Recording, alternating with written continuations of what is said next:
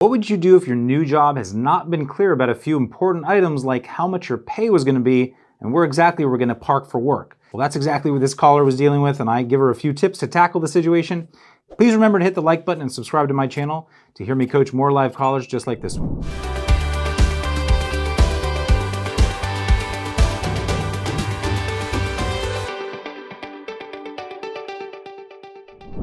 Jozlyn, welcome to the show. How can I help?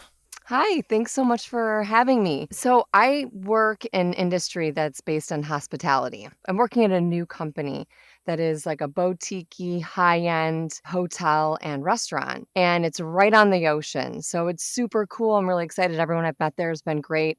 All the upper management's been excellent.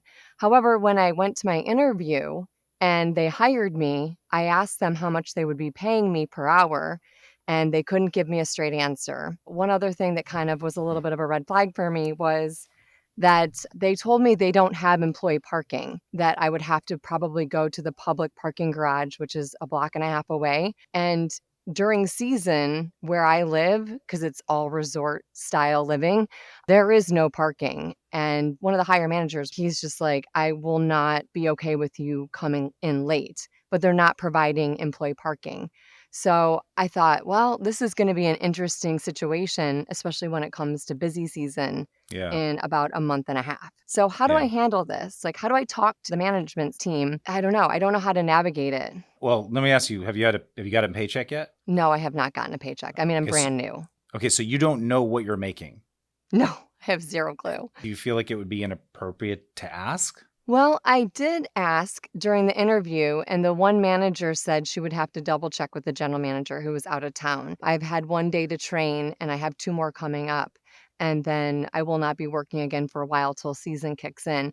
So I was going to ask my second training period. The other tricky thing is it's really difficult to get into this particular company. And a Mhm. friend of mine's husband was able to set up an interview for me. So I don't want to put him out either or make Well, him feel uncomfortable. let me ask you, does it matter how much you make? Are you excited enough to be in this role or in this company that it's okay to take whatever they'll give you? I think so. It's just there's a couple different things. I'm full-time mom and I'm working part-time. Yeah. So it takes me away from my family and my kids. It's about a 30-minute drive one way, not in season, and it's going to be a 45-minute to an hour drive in Oh, season. wow. So it's got to be worth it.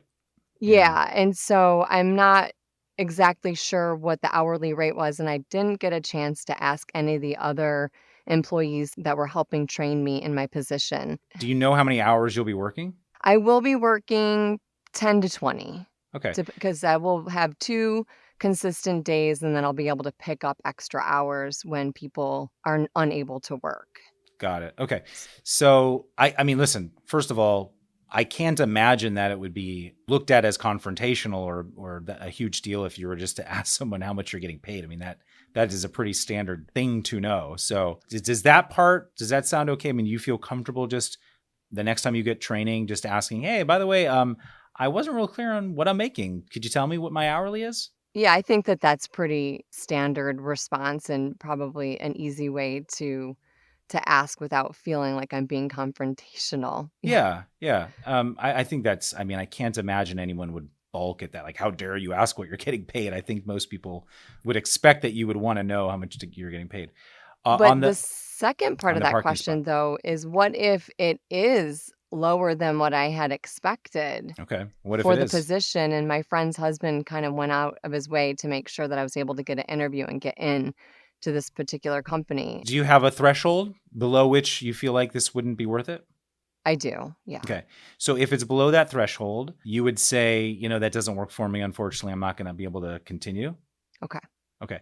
And then you'd have to go to your friend's husband and say, I so appreciate you getting me. Obviously, I don't take that for granted. Unfortunately, they just weren't able to offer me enough, hourly money to make it worth it for me to go and drive an hour and all that stuff. Right. Is that okay? Are you concerned that he might be angry with you if you don't take the job at any rate? Well, whenever you ask a friend to do you a favor through networking and looking for a job, it's always a little bit nerve-wracking Yeah. because, they are extending themselves and their reputation and their friendships and work relationships on behalf of you. But I think that he was there during the interview and he also had made a comment like, I'll find out how much they're going to pay you, because he Oh, also okay. was a little bit wondering why that, would be not part of the conversation. So Okay. I don't think he'll be mad at me. It just puts me in an uncomfortable situation, I think, from a social and business standpoint. Yeah. But it's important for you to set boundaries for yourself and know what your thresholds are.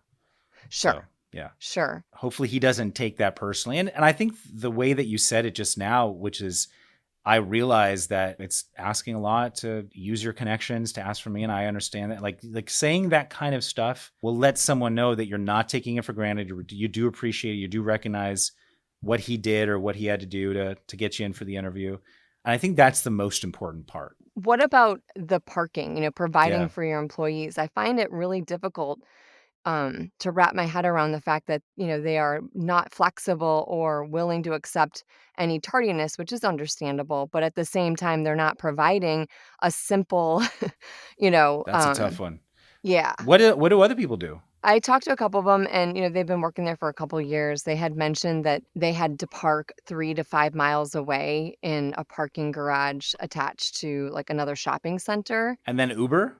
No, I think that they provided a shuttle, but one of the employees had made a comment that if you're not there at a specific time and that shuttle leaves at a certain time, like 10:05, then you're out of luck. You'd have to find your way. They also had offered parking at like a church parking because maybe they wouldn't be using the church parking during the week, and that they had shuttled employees back and forth at that time as well. But currently, right now, it's about a block and a half away from the hotel, and it's public parking, which is county public parking. So it gets really busy really quickly because it's at a very popular beach and we're not even in season. So the stress of like driving 35 minutes in traffic to get to a place to be on time at a certain time and then not have access to parking, or the stress of not knowing whether or not I will find parking. It sounds simple, but it's No, it's stressful. not. And it's certainly stress, especially if you can't find the parking you're looking for. I mean, I guess if they're providing a shuttle and they're just expecting you to be there at a certain time and they'll shuttle you, I mean, that's You make it somewhat work. of a solution. On one side, it's like, okay, this is what you're signing up for, and Yes. so is it worth it? Is it worth it to sign up for this? And if so, then it is what it is, unfortunately. It doesn't sound like they're Sure. very flexible. You've already kind of talked to the manager about this, but just saying like, there's going to be times probably where I'm going to have some trouble. So is it okay, even if you're like, hey, I can't find parking today, I'm going around and round and I've been here for 15 minutes early and all that stuff. Like, can you call them and say, hey, listen, I'm in a dilemma here. I'm going to run late if I don't find parking soon. What's going to happen then? Is that okay? I just worry about bringing that to their attention before it happens. So I assume that maybe Yeah. I should just not, since I am a planner and a worrier, which is, Mm. just part of my personality.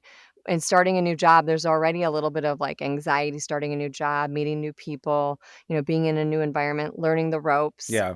and then not having just that simple thing that you need, which is to get to work. I have a car, the drive, getting accustomed to the drive, but then just to be able to like park. We're in like a resort area and there's Yeah. another bigger, larger hotel that provides like a separate employee parking lot. So I find it a little bit frustrating that it's parking is not provided for the employees and they're kind of like, hodgepodge band-aiding the situation, especially since it's a high-end boutique hotel, and I wasn't really aware of the situation until I accepted the job, so it was like, "Uh-oh." Yeah. Listen, you're never trapped though. Every single situation requires a cost benefit analysis. And if the benefits don't outweigh the cost of this, then at the end of the day, you can always walk away because you and your family are priority, not the job. Yeah.